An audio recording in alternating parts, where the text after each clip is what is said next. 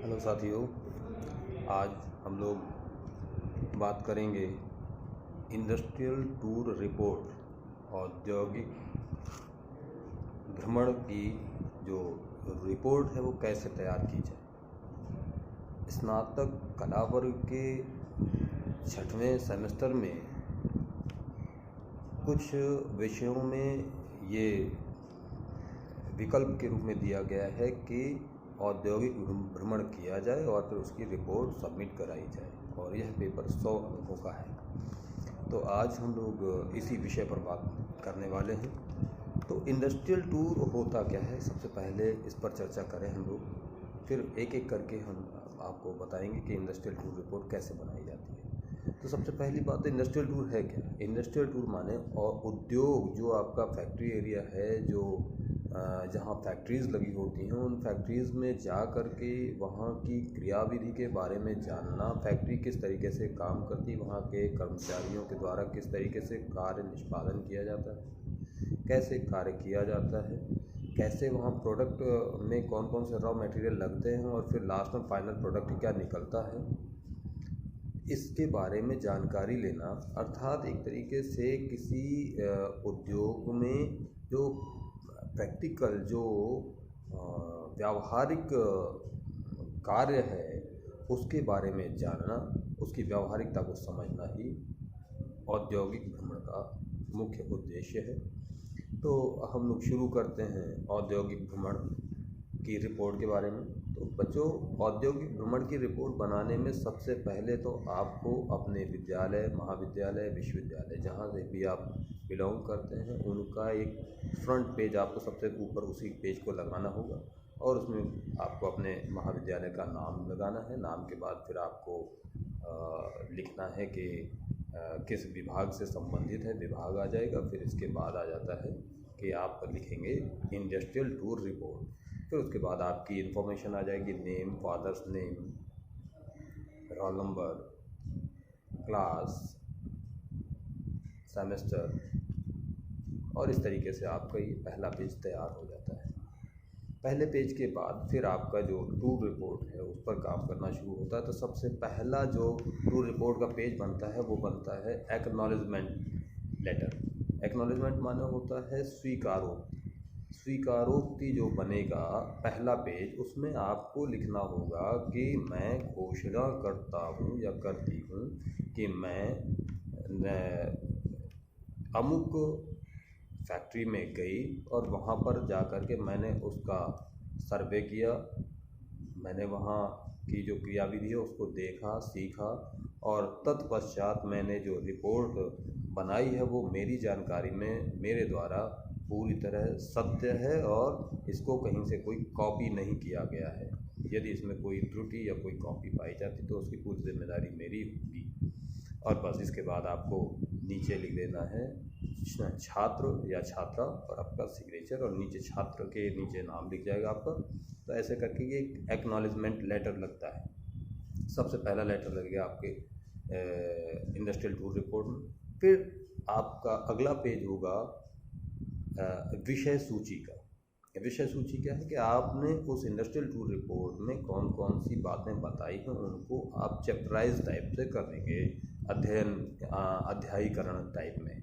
तो सबसे पहले उसमें आप अध्याय बनाएंगे कि नेम ऑफ द इंडस्ट्री, फिर दूसरा आप बनाएंगे इंट्रोडक्शन क्या है, फिर तीसरा बनाएंगे कि आपका एम ऑफ विज़िट क्या है, उद्देश्य क्या है विज़िट करने का, भ्रमण करने का उद्देश्य क्या है, फिर उसमें कौन कौन से प्रोडक्ट बनते हैं, मेजर प्रोडक्ट, और फिर उसके बाद अगला बना सकते हो कि इधर कौन कौन से टूल्स का यूज़ करते हैं, सहायक यंत्रों का यूज़ करते हैं। और फिर आगे आप इसमें और भी कुछ अपने तरीके से, जैसे आप प्रोसेसिंग मेथड लिख सकते हैं कि उत्पाद निर्माण की विधि क्या रही, आपने वहाँ देखा तो क्या, कैसे करके जो प्रोडक्ट बना वो कैसे बना।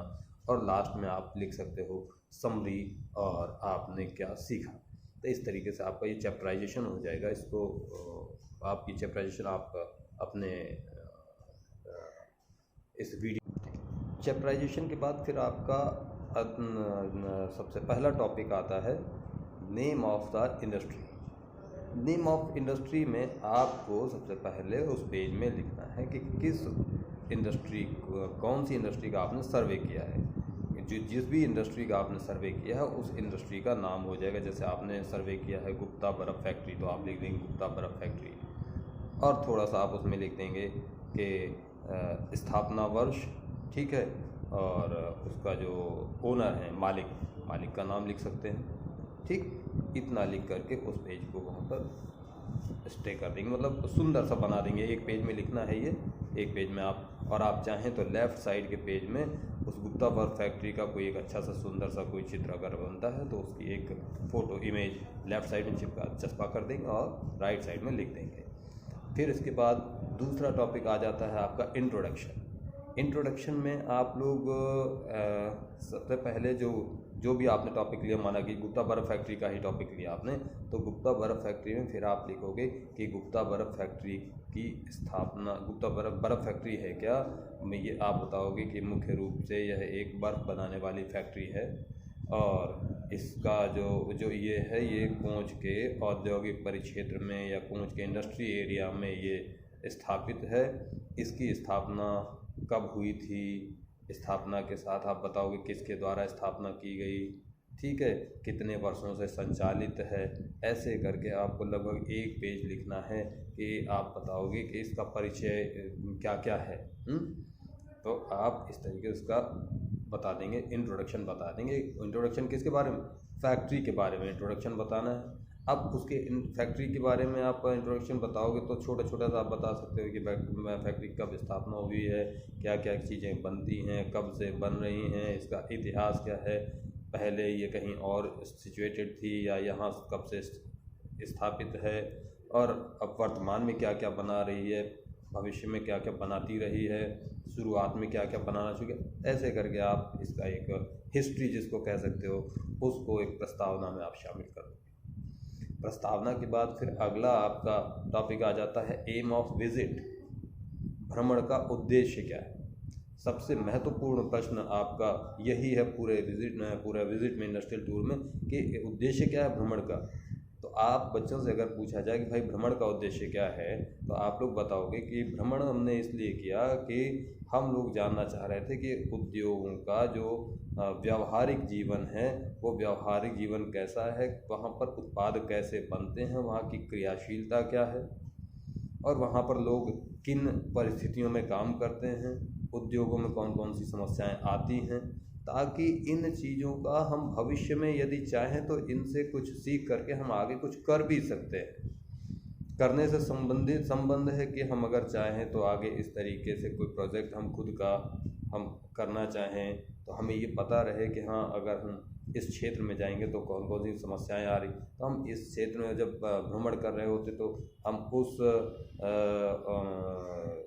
इंडस्ट्री की जो समस्याएं आती हैं उनसे भी वाकिफ़ होते हैं, उसके जो फ़ायदे हैं उनसे वाकिफ़ होते हैं, और कौन कौन से प्रोडक्ट मार्केट में डिमांड ज़्यादा होती है, सीज़न क्या होता है, कब डिमांड, तो ये सारी चीज़ें आप उद्देश्य में शो कर सकते हो। इंडस्ट्रियल टूर का मेन जो उद्देश्य रहता है वो उद्देश्य यही है कि हम उद्योगों के व्यावहारिक जीवन को समझें। हम केवल यहाँ से बैठे बैठे ये ना समझें कि ये जो पेन है बस ये पेन आ गया, मैंने लिख लिया, फैक्ट्री में बना है हमने लिख लिया, लेकिन इसके पीछे कितनी मेहनत लगी हुई है, इसमें कितना रॉ मटेरियल लगा है, वो रॉ मटेरियल कहाँ से आ रहा है, रॉ मटेरियल आने के बाद फिर फैक्ट्री में कैसे प्रोसेस हो रहा है, प्रोसेस होने के बाद ये कितने स्टेप्स में हो करके गुजर रहा है, तब बन रहा है, बनने के बाद हमारे पास तक कैसे पहुंच रहा है, ये सारी इसकी जो जीवन यात्रा है उसको तो हम भूल ही जाते हैं। बस सीधे समझते हैं ले आया, 5 रुपये खरीद लिया, 10 रुपये खरीद लिया, लिख लिया, हो गया पेन।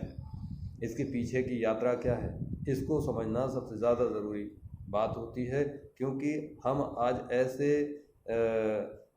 युग में प्रवेश कर चुके हैं जहां आबादी बहुत है भारत के पास। आज भारत 150 करोड़ की आबादी भारत के पास है। 150 करोड़ की आबादी में सभी को कार्य नहीं दिया जा सकता है, लेकिन स्वरोजगार सभी को दिया जा सकता है, और सभी अपना अपना अगर कार्य करने लगें, सभी एक दूसरे की मदद करेंगे और इस तरीके से प्रोडक्शन भी होगा और हम सक्षम भी होंगे। तो ऐसे में इसका जो उद्देश्य है वो निश्चित रूप से ये बहुत ही ज़रूरी हो जाता है कि लोगों को उद्योगों के व्यवहारिक जीवन से, प्रयोगात्मक जीवन से वाकिफ़ कराया जाए। इसके बाद अगला जो टॉपिक आएगा वो आएगा मेजर प्रोडक्ट। आपने जिस फर्म का भ्रमण किया है उसमें मेजर प्रोडक्ट कौन कौन से हैं, इसका प्रमुख उत्पाद कौन कौन से प्रमुख उत्पाद वहाँ बन रहे हैं। अगर आप बर्फ़ फैक्ट्री की बात कर रहे हैं तो वहाँ कौन कौन से उत्पाद बन रहे हैं जिसमें आप गए। उदाहरण के लिए मान लीजिए आप जिस फैक्ट्री में गए थे वहाँ वो कहें कि नहीं, हमारे पास बर्फ़ के अलावा हम आइसक्रीम भी बनाते हैं, आइसक्रीम का भी उत्पादन हमारे यहाँ होता है। आइसक्रीम के अलावा हम जो ठेले वाले हैं जो यहाँ से कुल्फ़ी लेकर के जाते, वो कुल्फ़ी भी हमारे यहाँ प्लांट लगा हुआ है, हमारे यहाँ आरओ का भी प्लांट लगा हुआ है। तो ऐसे करके वो जिन उत्पादों को बनाते हैं वो आपको बताएंगे जहाँ आप सर्वे करने गए होंगे, और उन उत्पादों की एक लिस्ट आप लिख सकते हो कि मेजर प्रोडक्ट या कौन कौन से प्रोडक्ट वहाँ पर उस फैक्ट्री में बन रहे हैं। तो आपका ये अगला टॉपिक ये मेजर प्रोडक्ट का हो जाएगा। फिर इसके बाद आ जाओगे आप उत्पाद निर्माण विधि।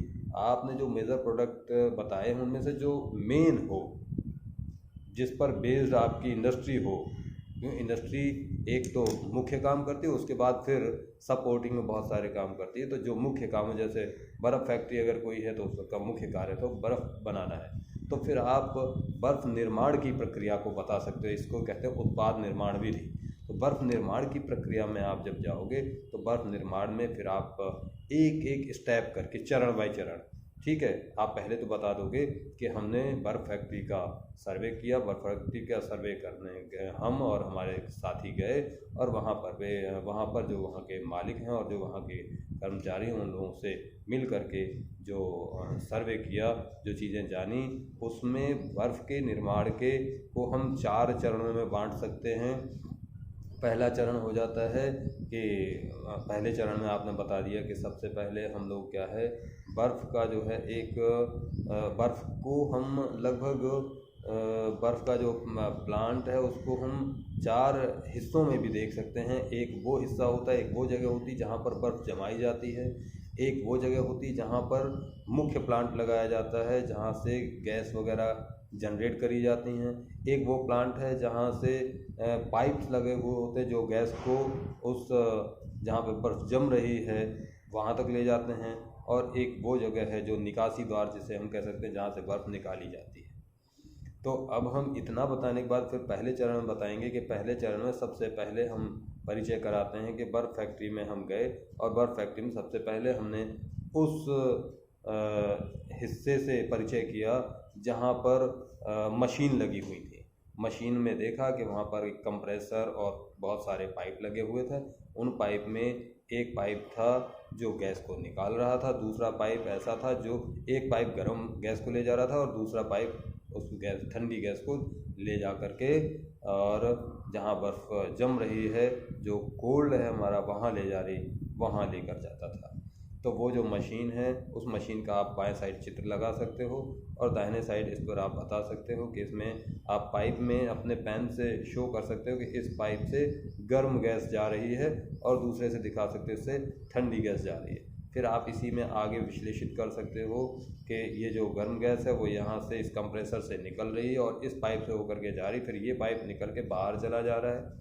बाहर जाने के बाद फिर आप इतने के बाद अगले पेज में आ जाओगे और कहोगे कि ये जो पाइप्स दिख रहे हैं राउंड करके ऐसे ऐसे करके घूमते हुए, इनमें वो जो गैस अंदर से आई है वो इनसे हो करके घूम रही है, और इसमें सबसे ऊपर वाले पाइप में क्या है, पानी बराबर रिस रहा है और वो सारे पाइप के ऊपर चल रहा है। तो अब इनसे घूमने के बाद जो वो गैस है वो गैस वापस आकर के वहीं जहाँ से गर्म गैस निकली थी वहाँ जा कर के वहाँ पहुँच रही है। ये दूसरा वाला पाइप जहाँ पे निकला वो गैस इन हुई थी और ये आउट हो रही है, और ये आउट होकर ये गैस अब चली जाती है जहाँ पर बर्फ़ जमाई जाती है। तो वो पाइप वाला चित्र भी लगा सकते हो। फिर आपका यहाँ से इसके बाद फिर आप बताओगे अब हम लोग चलते हैं जहाँ पर गैस जमाई जाती है, और ये है उसका प्रवेश द्वार। प्रवेश द्वार से जैसे ही हम लोग एंट्री किए तो उसमें हमने देखा कि हम अंदर जा कर के देखा बहुत सारे जो बहुत बड़ी सी जगह है और उस जगह को पूरा कवर्ड किया गया है। उसमें पूरा लकड़ी के वो पटिया बिछाए हुए हैं, और उसके नीचे जब देखा तो उसमें बड़े बड़े जो बर्फ़ जमाने वाले, बर्फ़ की सिल्ली जमाने वाले जो बॉक्सेस हैं वो उसमें पड़े हुए हैं, उनमें शुद्ध पानी भरा हुआ है। लेकिन बॉक्सेस जो लगे हुए हैं उनमें बीच में से हमें 3 नालियाँ दिखाई दी। एक नाली जो नालियाँ जो हैं वो पानी को ले जा रही हैं और उस पानी को रोटेट कर रही हैं। वो नालियाँ बता रही उस पानी में नमक मिला हुआ है, नमक के साथ साथ जो गैस है वो गैस मिली हुई है, और ये जो गैस है ये बराबर पानी को ठंडा रखती है। इतना ठंडा रखती है कि पानी इसी गैस के वजह से जो ब्लॉक्स हैं जिनमें पानी भरा हुआ है, जो बॉक्सेस हैं जिनसे बर्फ़ की सिल्ली बनती है, उन सिल्ली में बर्फ़ जमती है। अब प्रश्न ये उठता है कि तो ये जो गैस है ये पानी जो पानी पूरा रोटेट हो रहा है उस पानी की वजह से इन बॉक्सेस में पानी जम जाता है, तो ये वाला पानी क्यों नहीं जमता है जो नीचे है? तो उसका उत्तर ये है कि इसमें इसीलिए नमक मिलाया जाता है ताकि ये पानी ना जम पाए।